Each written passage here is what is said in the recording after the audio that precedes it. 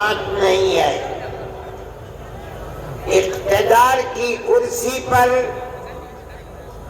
کون بیٹھتا ہے، کون جاتا ہے، کون الیکشن لڑتا ہے، کون الیکشن میں کامیاب ہوتا ہے، کون ناکام ہوتا ہے، جمعیت علماء ہند کو ملک کی آزادی کے بعد سے اس سے کوئی دلچسپی نہیں ہے، لیکن ہم ایک جماعت اور مذہبی جماعت ہیں۔ ہمیں ملک سے محبت ہے، ملک ہمارا ہے۔ ہمارے آباء و اجداد ہزاروں سال سے اس ملک میں رہتے چلے آئے ہیں۔ ہم ملک میں امن و امان، بھائی چارگی، محبت، ایک دوسرے کے ساتھ پیار و محبت کے ساتھ رہنے کو ترجیح دیتے ہیں، اور ہم یہ سمجھتے ہیں کہ جب تک ملک میں پیار و محبت رہے گا ملک چلے گا اور عزت و آبرو کے ساتھ چلے گا۔ اگر پیار و محبت کو آگ لگ گئی، ایک دوسرے کے دکھ اور سکھ میں شریک ہونا چھوٹ گیا، تو یہ ملک برباد ہو جائے گا، تہس نہس ہو جائے گا۔ ہم نے اسی لیے آپ کو دعوت دی تھی، اگرچہ حضرت مولانا خالد صاحب نے ملک کی آزادی کے سلسلے میں آپ کے سامنے حقائق کو رکھا ہے، آپ نے سنا ہے، لیکن یہ بات بھی بتائی، ہم نے دلی کے اجلاس میں یہ سمجھ کر کہ ملک کی حکومت جو یکساں سول کوڈ یعنی یونیفارم سول کوڈ کا نعرہ بلند کر رہی ہے، وہ گورنمنٹ اس وقت اپنے پیر کے اوپر کھڑی ہوئی نہیں ہے، بلکہ دو بیساکھیوں کے اوپر ہے۔ ایک بیساکھی بہار میں نتیش گورنمنٹ آئے، اور دوسری بیساکھی آندھرا پردیش کے اندر چندرا بابو نائیڈو جی کی بیساکھی ہے۔ ہم یہ چاہتے تھے کہ ہم ان دونوں پارٹیوں کو یہ بتائیں کہ ملک کے اندر جب تک ملک کے دستور کی حفاظت نہیں کی جائے گی، اس وقت تک ملک اپنے پیر پر کھڑا نہیں رہ سکتا۔ ہم نے ایک اجلاس بہار میں کیا، یہی چیز بتانے کے لیے ہم نے دلی کے اجلاس میں یہ بات کہی تھی کہ ہم چندرا بابو نائیڈو جی کا جو وطن ہے، ہم کڑپا کے اندر اجلاس کریں گے، اور اس جلسے کے اندر 5 لاکھ آدمی میں جمع ہوں گے۔ اگرچہ جمعیت علماء ہند نے پہلے کبھی ملک کی آزادی کے بعد، ملک کی آزادی سے پہلے کڑپا میں کبھی کوئی ایسا اجتماع اور جلسہ نہیں کیا تھا. لیکن ہم یہ سمجھتے ہیں، ہمارا عقیدہ ہے، ہم اس بات کو جانتے ہیں کہ ملک کا مسلمان اپنے ملک کا وفادار ہے. وہ ملک کے اندر امن و امان کو قائم رکھنا چاہتا ہے. ہم نے 5 لاکھ آدمیوں کو دعوت دی اور آج اس جلسے میں 5 لاکھ سے زیادہ لوگ جمع ہیں. آنا جانا مشکل ہے، چلنا پھرنا مشکل ہے. مجھ کو شہر سے یہاں تک آنے میں 3 گھنٹہ لگ گیا، جبکہ کتنی گاڑیاں پولیس کی میرے ساتھ تھی. سارے راستے بند گئے. میں یہاں آ گیا. میں خوش ہوں اس بات سے کہ آپ اتنی بڑی تعداد میں یہاں آئے. ہمارا جو جلسہ تھا، ہم نے جو بات 1 مہینے پہلے دلی میں کہی تھی، وہ بات ہماری پوری ہو گئی.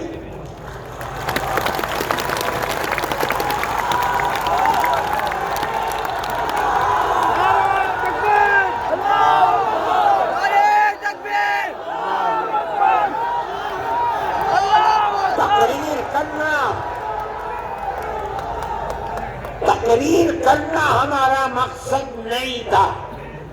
ہمیں تو گورنمنٹ کو یہ دکھلانا تھا، چندرا جی کی گورنمنٹ کو، کہ آپ جس صوبے اور اسٹیٹ کے چیف منسٹر ہیں، وہاں کا مسلمان چاہتا کیا ہے.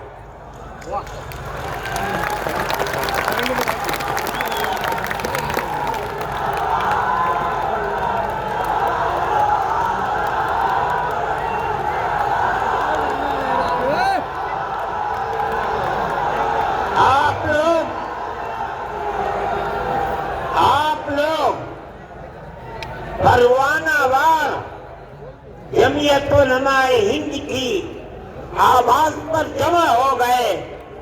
ہمارا مقصد پورا ہو گیا. ہم یہ سمجھتے ہیں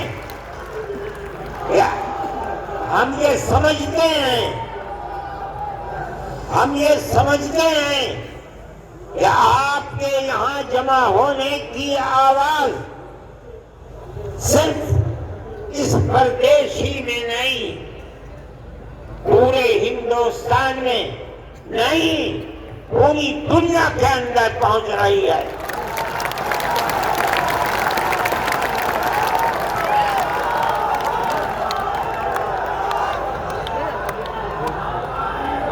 ہم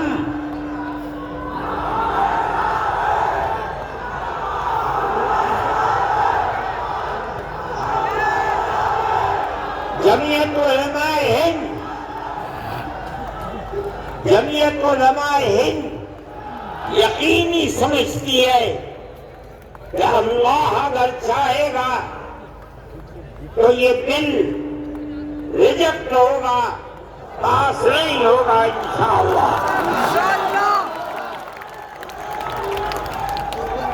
آپ کی گورنمنٹ جن بیساکھیوں کے اوپر بی جے پی گورنمنٹ ٹکی ہوئی ہے، آپ کی گورنمنٹ اس آواز کے بعد جو آج آپ آواز دے رہے ہیں، یقیناً اس بل کی مخالفت کرے گی.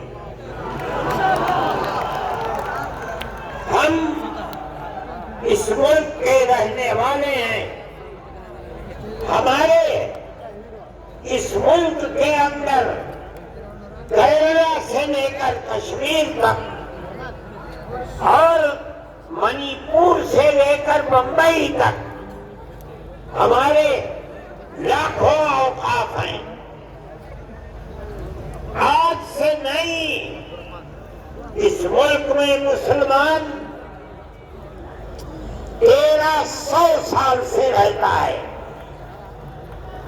1300 سال سے کیرالہ سے لے کر شمالی ہندوستان تک، مغربی ہندوستان سے لے کر مشرقی ہندوستان تک 1300-1400 سال کے ہمارے اوقاف ہیں، بڑی بڑی مسجدیں ہیں۔ دلی کی جامع مسجد سے بادشاہوں کی بنائی ہوئے بڑی بڑی مسجدیں ہیں۔ آج تک قانون یہ تھا کہ جو قبرستان ہے یا مسجد ہے یا خانقاہیں ہیں، اگرچہ ان کے کاغذات نہیں ہیں، لیکن ان کی صورت یہ بتا رہی ہے کہ وہ مسجد ہے، اس کا مطلب ہے کہ وہ مسلمانوں کا وقف ہے۔ اس لیے جو پرانا دستور تھا وقف کا، اس میں یہ بات لکھی ہوئی ہے کہ جو مسجد ہے اس کو وقف مانا جائے گا۔ چنانچہ آج تک 1300 سال سے کاغذات میں اس کو وقف ہی بتایا جاتا ہے۔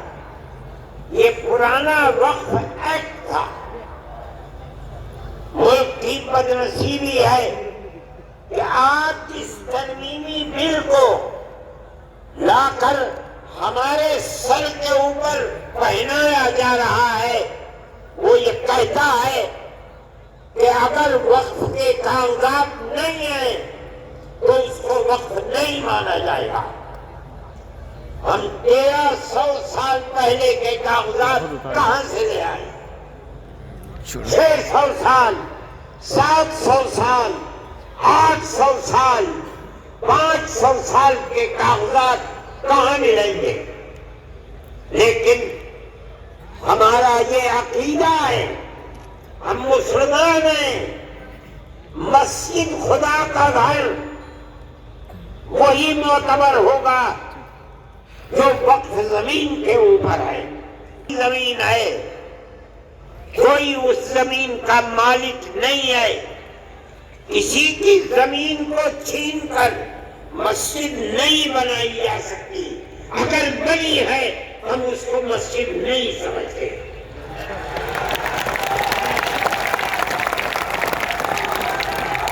مسجد خدا کا گھر وہی ہے جو خدا کی زمین کے اوپر ہے۔ جو اللہ کی زمین پر نہیں ہے ہم اس کو مسجد نہیں مانتے۔ بابری مسجد کا مقدمہ 50 سال تک جمعیت علماء نے روا ہے۔ فیض آباد اجودھیا کی عدالت سے لے کر لکھنؤ تک، الہ آباد تک، اور الہ آباد سے سپریم کورٹ دلی تک کروڑوں روپیہ خرچ کیا تنہا جمعیت علماء ہند نے۔ ہم کہتے تھے کہ اکھاڑے والے یہ کہہ رہے ہیں کہ یہاں مندر تھا، بابر نے مندر کو توڑ کر مسجد بنائی ہے۔ ہم کہہ رہے تھے، ہم نے عدالتوں میں کہا، پلیٹ فارموں پر کہا، سپریم کورٹ میں کہا کہ اگر یہ قانوناً ثابت ہو جائے کہ بابر نے مندر کو توڑ کر رام جنم بھومی میں مسجد بنائی ہے، ہم چھوڑ دیں گے۔ لیکن اللہ کو کچھ اور منظور تھا۔ مسجد کی کھدائی ہوئی، کوئی چیز نہیں ملی۔ جب سپریم کورٹ کا فیصلہ آیا تو مکمل فیصلہ ہے، لکھا ہوا، اعلان ہوا اس کا کہ مسجد اپنی جگہ پر مسجد ہے۔ کسی مندر کو توڑ کر مسجد نہیں بنائی گئی۔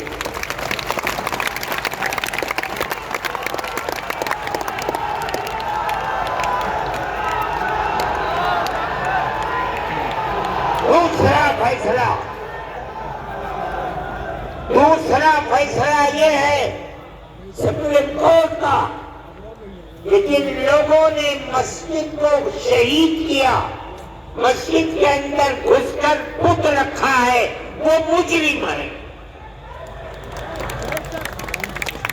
لیکن ہم یہ سمجھ رہے تھے کہ تیسرا فیصلہ اب یقیناً یہ آئے گا کہ مسجد مسجد ہے، مندر نہیں ہے، مسلمانوں کا حق ہے۔ لیکن تیسرا فیصلہ آیا کہ ہم مسجد اکھاڑے کو دیتے ہیں، ہم کچھ نہیں کر سکے، وہ ہماری سب سے بڑی عدالت ہے۔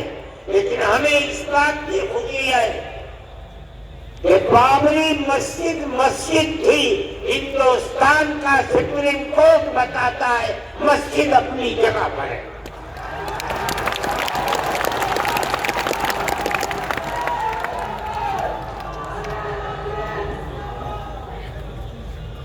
آج اس کو مندر بنا دیا، لیکن پوری بی جے پی اس کو اپنے الیکشن کا معیار نہیں بنا سکی۔ بے آباد ہے۔ اجودھیا کو یہ سمجھا جا رہا تھا کہ وہ ملک کی مذہبی دارالسلطنت بن جائے گا، لیکن ہونے والا میرے بھائی، جمعیت علماء ہند ملک کے اندر امن و امان کو قائم رکھنا چاہتی ہے۔ ہم سڑکوں پر نہیں اترے، ہم نے کوئی احتجاج نہیں کیا۔ سپریم کورٹ ہمارا ہے، ہمارے ملک کی سب سے بڑی عدالت ہے۔ ہم یہ سمجھتے ہیں کہ اس کا یہ فیصلہ اگرچہ بابری مسجد اکھاڑے کو دے دی گئی، لیکن اس کا یہ فیصلہ کہ مسجد اپنی جگہ پر ہے، مندر توڑ کر نہیں بنائی گئی، ساری دنیا جو چاہے کہے، ہم کہتے ہیں کہ ہم جیت گئے، ہمارے نہیں۔